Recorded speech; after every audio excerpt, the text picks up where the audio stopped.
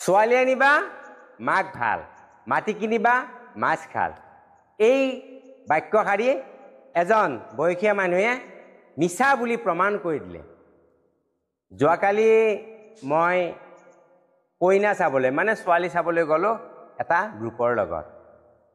বিয়া প্ৰায় খাটাঙে হৈছে, তথাপিতো মোক আৰু দুজন মানুহক যাবলৈ দিলে ফাইনেল কৰাৰ বাবে।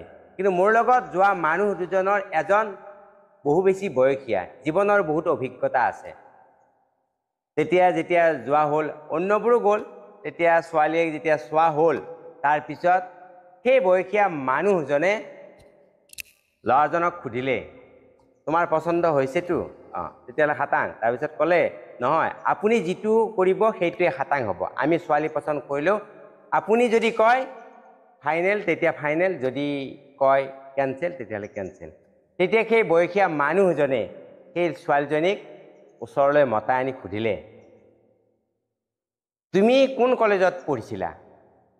তেতিয়া তাই ক'লে যে মই পূব কামৰূপ কলেজত পঢ়িছিলোঁ।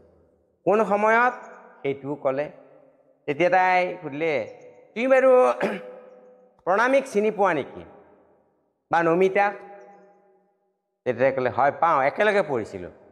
তেতিয়া মানুহজনে ক'লে, তুমি যদি প্ৰণামী আৰু নমিতাক যদি চিনি পোৱা আৰু তেওঁলোকৰ লগত তোমাৰ বন্ধুত্ব কেনে? মোৰ একেবাৰে খুব ভাল বন্ধু, তেওঁলোকৰ লগতে মই বেছি সময় কলেজত থকা সময়ত বেছি সময় ঘূৰা ফুৰা কৰিছিলোঁ, মোৰ সকলো কথাই জানে।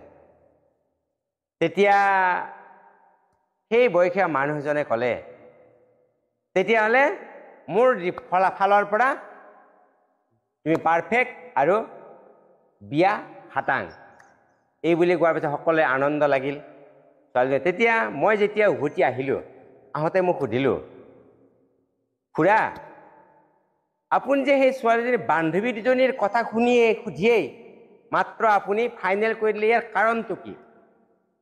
তেতিয়া সেই বয়সীয়া মানুহজনে মোক ক'লে, শুনা প্ৰদীপ, আগতে আমাৰ মানুহে কৈছিল যে ছোৱালী আনিবা মাক ভাল, কিন্তু এতিয়া নহয়। এতিয়া ছোৱালী আনিব লাগিব বান্ধৱী ভাল। কাৰণ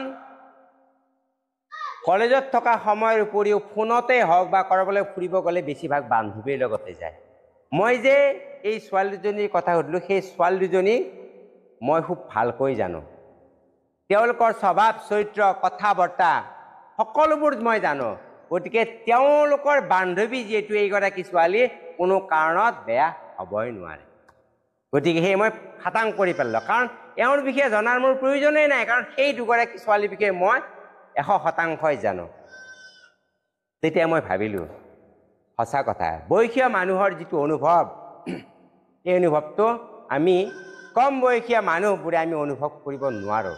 তেওঁলোকৰ যিটো জীৱন সম্পৰ্কে ধাৰণা সেইটো খুব উন্নত।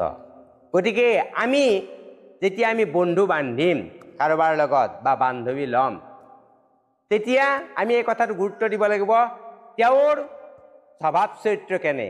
তেওঁৰ যদি স্বভাৱ চৰিত্ৰ ভাল, তেতিয়াহ'লে বাকী সকলোৱে যিবিলাকে বন্ধুত্ব কৰিব তেওঁলোকৰ স্বভাৱ চৰিত্ৰ ভাল হ'বই। আৰু যদি কাৰোবাৰ যদি স্বভাৱ চৰিত্ৰ ভাল, তেতিয়াহ'লে বেয়া স্বভাৱ চৰিত্ৰৰ মানুহ ল'ৰা বা ছোৱালী এজনীয়ে তেওঁৰ লগত কেতিয়াও বন্ধুত্ব কৰিব নোৱাৰে। গতিকে যদি আমি বন্ধুত্ব কাৰোবাৰ লগত গঢ়ি উঠোঁ, তেতিয়া তেওঁৰ গুণখিনি কিন্তু আমাৰ তাত থাকে, আৰু সেইটোৰ জৰিয়তে আমি আনৰ মাজত প্ৰকাশিত হৈ যাওঁ যে আচলতে আমাৰ প্ৰকৃত চৰিত্ৰ কেনেকুৱা। আহক আজিৰ পৰা আমি বন্ধুত্ব কৰিবলৈ হ'লে প্ৰথমতে সেই মানুহজনৰ বিষয়ে ভালদৰে জানি আমি আগবাঢ়ি যাওঁ। আজিৰ এই মোৰ সঁচা কাহিনীটোৰ জৰিয়তে ক'ব খোজা কথাখিনি যদি আপোনালোকৰ ভাল লাগিছে, তেতিয়াহ'লে লাইক আৰু শ্বেয়াৰ কৰিব। পুনৰ আপোনালোকক লগ পাম যদিহে মোক আপোনালোকে ছাবস্ক্ৰাইব আৰু ফ'ল' কৰি ৰাখে। পুনৰ আপোনালোক সকলোকে নমস্কাৰ।